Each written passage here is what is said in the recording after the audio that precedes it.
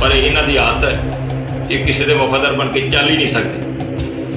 लानत इहो जी रिश्तेदारी दे, लानत इहो जी आगू दे। जे वफादारी नहीं हैगी पट्टी च तो चीकां वजणीਆਂ।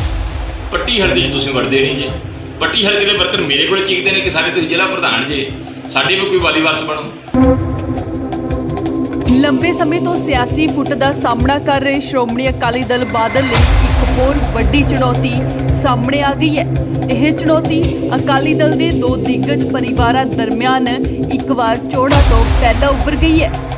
दरअसल पंजाब की सियासत विच वड्डा रसूख रखण वाले अकाली दल के दो चोटी के परिवार आमो सामने हो गए ने। साबका फूड सप्लाई मंत्री आदेश प्रताप सिंह कैरों जो कि बादल परिवार के जवाई भी ने अपना हलका छड्ड खेमकरण हलके विच सरगर्मियां वधा दित्तियां ने अते वख-वख पिंडां च मीटिंगां दा सिलसिला भी आरंभ दिता है। इत्थे ही नहीं बकायदा यह ऐलान भी किया गया है कि कैरो परिवार का कोई मैंबर हलका खेमकरण तो ही चोण लड़ेगा, जिस नाल इलाके की सियासत पूरी तरह गरमा गई है। कैरो परिवार के इस ऐलान तो बाद श्रोमणी अकाली दल दो फड़ हुंदा नजर आ रहा है। उधर आदेश प्रताप सिंह कैरो के बयान तो बाद प्रोफैसर विरसा सिंह वलटोहा ने भी तीखे तेवर विखाते हुए आख्या कि टिकट का ऐलान पार्टी प्रधान सुखबीर सिंह बादल ने करना है। उन्होंने कहा कि 2007 तो इस हलके तो चोणां लड़दा आ रहे हैं।